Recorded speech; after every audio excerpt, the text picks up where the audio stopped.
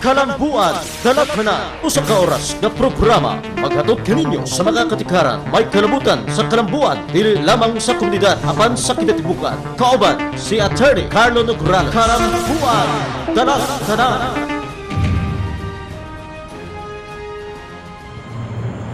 Mayong adlaw, ano na po kita sa layan na pong yugto sa atong programa ang Kalambuan Dalatanan aron na atong hisgutan ang mga inadlaw-adlaw ng mga isyu, mga panghitabo nga dunay kalambigitan sa atong inadlaw-adlaw nga kinabuhi. Kinang inyong higala sa kanginan Rafi Bermejo kaubang yapon si Saldi Chato. May adlaw kanimo Saldi. Salamat Raf og may adlaw sa atong mga televiewers, sa atong mga kaigsunan diri sa Davao. Saldi Chato diri sa atong Kalambuan Dalatanan. May adlaw. Ang muhatag kanato og katin-awan ug tubag sa mga isyu nga atong paghisgutan karon walay lain ang pugihan ug manasigon nga congressman sa unang distrito sa Dakbayan sa Davao. Congressman Carlo Nograles. May adlaw kanimo Congressman. May adlaw kanimo Rafi ug kang Zaldi ug sa tanan natong tigpaminaw tigtanaw sa atong programang Kalambuan Dalatanan. May adlaw ninyong tanan. Okay, Saldi, unsay atong mga nakaandam nga mga isgutanan karong panahon na? Ato isgutan Raf, Congress Resumption of Sessions, Reproductive Health Bill, Armed Elections Postponement, mga pangutana gikan sa barangay og kining kabayan sab sa protesta niadtong eleksyon na protesta sa mga Nograles og ang Yusip Sports Dome nya Manny Pacquiao, charter change o guban pa. Appeal sa si Manny Pacquiao, ha? Nahala, sa way paglangan nato pangutanon sa Congressman Carlo, no?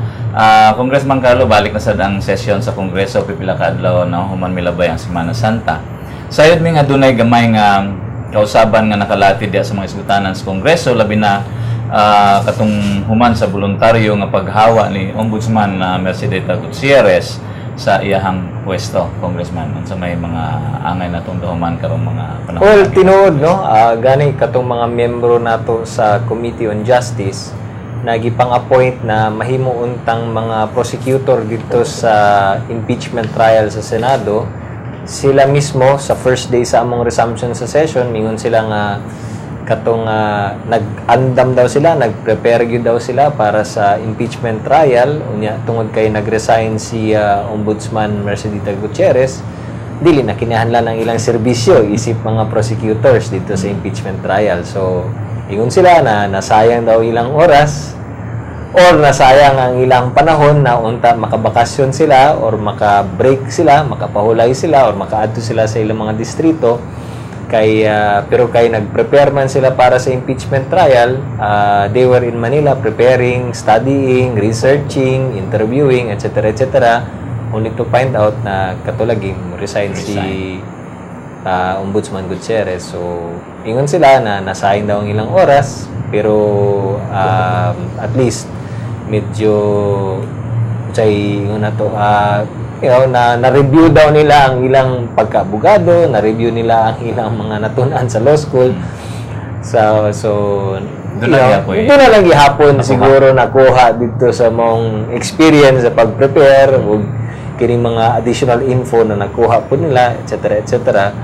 But right now, tungod sa pag-resume nato sa session sa Congress, dili na ta nakatutok dito sa impeachment. So balik na punta sa regular kining ng mga bills and labi ng mga local bills ug katong mga nakalinya pa diha na mga i-take namo na mga priority measures, legislative measures before kami mag-adjourn sinidye in preparation for the State of the Nation address sa atong presidente.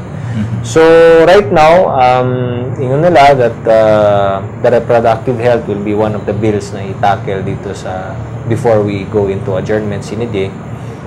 So kining panahon from May up to June, usa sa mga pipila sa mga adlaw dito ilahag daw i-allocate para sa reproductive health na debates.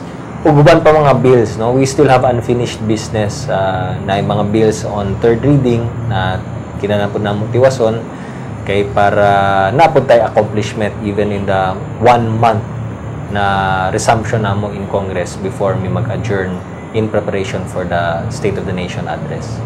Okay. Samtang ana sa bakasyon ang Kongreso, Congressman Carlo, makita namo nga wala po'y undang, wala po'y puwas ang imong pagbisita diya sa mga barangay sa unang distrito ning atong Dakbayan. ug usa sa mga nakita namo nga imong gikabisihan mo katong pag-apod-apod og PhilHealth ngadto sa mga kabus natong mga kaigsuonan. Unsa ba kadaghan og pila pod ang nagasto sa Kongreso aron maapuran kining katawhan sa medical insurance diya sa atong mga barangay diya sa unang distrito, Congressman Carlo? Well, sa pagkakaroon, right now, ang among gina-distribute karon, we have about, I think, close to 16,000 na mga PhilHealth cards, para sa unang distrito. Now, ang gigahin natong kwarta para ni Ana was about 12 million pesos. I think a little less than 12 million pesos ang atong gigahin diha para sa renewal sa atong PhilHealth.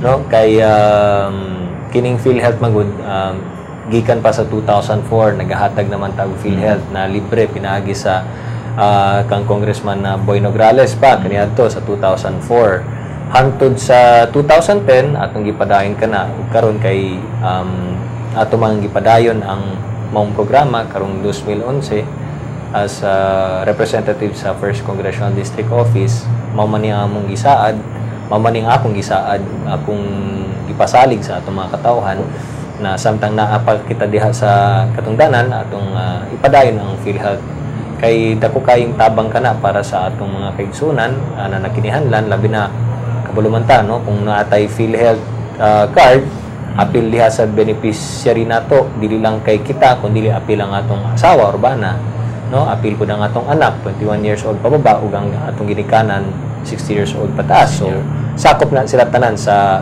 kining benefits nato sa PhilHealth. Karon, dili man tanan matagaan og PhilHealth card, no? I mean, kung empleyado ta, employed ta, automatic na tay PhilHealth. Ang self-employed na apoy option na magbayad siya sa iyang kaugalingong PhilHealth card. Pero kining atong ginatagaan og PhilHealth karon, kining mga karang katong kabus lagi, mga less fortunate nato na wala man sila budget na ikabayad na sa monthly nang gikinihanlan para sa ilang PhilHealth card. So ato kining gisulod sa atong libreng PhilHealth program na kita na lang gikan sa atong congressional fund kita ang nag-sponsor. So walay kalainan ang atong PhilHealth sa PhilHealth mga nakadawat karon kay pareho man ang ginabayaran. Kato lamang ang ilang PhilHealth card gibayaran pinaagi sa congressional fund nato. So, dahil kitag dakong budget kay para kay daghan naman gikan sa 2004 hangtod sa 2010. Daghan na kayong pamilya ang atong gi-enroll sa PhilHealth. Nya dili man nato pwede talikdan, dili man nato pwede kanang pasagdan, no? Labi na kay kadaghanan ba sa ilahan nakagamit gyud sa PhilHealth. Ug sila mabuhing saksi na pinaagi sa atong PhilHealth card, kagawa sila sa ospital na walay bayad. Dili sila gibalibaran sa ospital. Diba? Ug kana lagi na sila insurance, health insurance. Mao pud gini ang direksyon sa atong gobyerno. Ingon sila ang atong bagong administrasyon karon, ingon sila gusto daw sila og universal coverage sa PhilHealth. Buti pasabot katong mga kabus na pamilya masulod or ma-sponsor sa government sponsored PhilHealth program. Pero kini gikan sa 2004 hangtod karon kita gikan sa atong congressional budget ato nang gibayaran. Usahay gani na ikantsaw na kining PhilHealth daw nato walay sulod.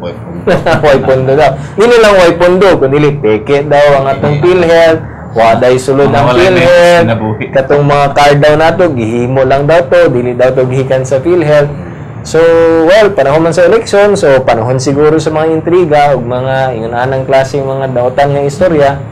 So karon napakita nato, napamatud-an nato na number 1, ang PhilHealth nato tinuod, no, dili ni gihimo or giimbento or murag binuang. And ikaduha na kaya pud natong ipadayon ang mong programa. Ug ato kining ipadayon karon for benefiting 16,000 families sa first district. Ako lang ipaabot sa katauhan na saldi nga dili tanang congressman susama ka Congressman Boy Nograles susama ka Congressman Carlo. Gani diri sa Davao City dili tanang congressman dunay mga unang programa. So bulahan kita nga doon kita isama sa atong congressman karon. Okay, saldi. Usa sa mga inungdan nganong kanunay ang imo pagbisita sa mga barangay Congressman Carlo. Tungod gusto nimo personal gyud nga ma-inspection ang imo proyekto sa tibok distrito, diri sa unang distrito ba. Lakip na pagkonsulta sa mga lider sa barangay aron direkta gyud nila ang gingon nga mapabot kanimo ang ilang mga mulo og lain pa mga sugyot nga proyekto alang sa kalabuan sa ilang lugar. Pabor sulti kami og dugang kalabigitan ni Congressman Carlo? Well, sa tanang mga barangay, ang gikinihanlan gid nila is number one, ang programa para sa ilang kalawasan, ilang kalusugan. So, Kalawas. so doon na kitay katong CMAP lagi o kini nga PhilHealth program, no? Gawas niya na ang para sa edukasyon. So, napod tayo scholarship, no? Natong ginahatag. And then, syempre, ang pangkabuhayan nila, panginabuyan. So, doon na po tayo oplan kabuhayan, gahatag kita og training sa barangay para makapanginabuhi sila, para makapangita sila og trabaho. And then, of course, kabayan sa infrastructure projects, no, kung i-detalya nato, no, ang barangay 1 and 2 gikinahanglan nila og kanang continuation nila sa ilang dike na atong gi-continue pero napay portion dito na kinahanglan natong tiwason. Sa barangay 4 ang ilahang barangay hall na dilapidated na kinahanglan natong ayuhon, no. Ang barangay 5 sa Bangkerohan na mga kalsada diyan na kinahanglan po natong tiwason. Diri sa barangay 18 syempre ang atong USAP Sports Dome importante pud kaayo. Sa barangay 19 natay mga kalsada diha na kinahanglan pod nato tiwason. Sa Boulevard area na pod ang gikinahanglan nila ang continuation sa atong spur dike katong breakwater nato or katong seawall na atong ginaingon apil na diha ang sa para sa Bukana. And then diri sa ubang mga barangay susama sa Magugalyera nagkinahanglan sila og katong multipurpose building labi na dito in front sa ilahang eskwelahan dito, no, sa Bagwa Playa naga-continue na ang atong construction sa ilang barangay hall apil lang matina pangi diha, no. Ang ubang barangay ang katong mga construction sa mga kalsada kinihanglan pod labi na sa Matina Playa, Matina Crossing. Ang Matina Pangin doon na kita ginatiwas diha ng multipurpose building una kompleto pod natong ilang barangay hall, no. Ang Talomo na pud tay mga projects para sa ilang kalsada ug ang Bukana na pud diha. And doon na po daw ang dumoy lang magtuod. So, kining tanan atong ginatanaw, na-inspection nato ang gikinihanglan ng mga project nila, kabahin sa infrastructure o kabahin po sa kining kalusugan, sa kalawasan, sa edukasyon o sa kining kabuhayan. So, Isgutan ang proyekto nga gipunduhan gikan sa Priority Development Assistance Fund o PDAP. Congressman Carlo, among dadungog sa mga balita nga si Congressman Mark Cagas diya sa Davao del Sur nagreklamo sa kalangan sa pag-release sa PDAP. Matod di Congressman Cagas kadunay mga kongresista nga wa pagid makadawat sa mga pundo. Unsay imong reaksyon ay kasulti may kalabigitan sa mga issue? actually, tinuod man na, no? Katong kining pagbalik namo sa Kongreso, usa ka na sa mga concerns sa atong mga congressmen. Kaya I don't know kung unsay porsyento, kung katunga ba or mas daghan pa sa katunga sa mga kongresista ang wala pa nakadawat o wala pa sila makadawat sa ilang projects or ang kining gitatawag na Priority Development Assistance Fund. So daghan ang medyo nagpaabot, daghan pod ang naghulat, daghan pod ang nag-ingon nga nganong inani man ingon ana man. So, gi-clarify dito sa House of Representatives na dunay mga kulang nga listahan, dunay mga kulang na gi-submit na ingon ani, na i-requirement na i-submit ang ingon ana. So, ang mga kongresista karon nagahinahinay sila na ga-comply, di nagapas-pas-pas silang comply karon. And ginasubmit nila ang ilang mga katong mga requirements na gikinihanglan. Ani magod sa una, kini mga requirements wala man na gipangayo sa unang panahon. Pero karon tungod siguro kay bagong administrasyon, bagong proseso, etc., for whatever reason, dunay mga requirements susama sa listahan sa eskwelahan daw, listahan sa beneficiaries, listahan sa these things. So dunay gamay adjustment para sa mga kongresista karon. And siyempre di man kaya na magreklamo ang uban kay lagi ang mga constituents siyempre naghulat sila. Ang schedule magud sa mga releaser sa project na dapat pag-break sa congressmen, pag-break sa kongreso, iniguli nila sa constituents nila, dapat na sila bit-bit or dala ng mga projects. Pero kining pag-break namo karon, ang reklamo sa mga kauban natong congressman, sa pag-break nila karon, wala daw sila makabit-bit.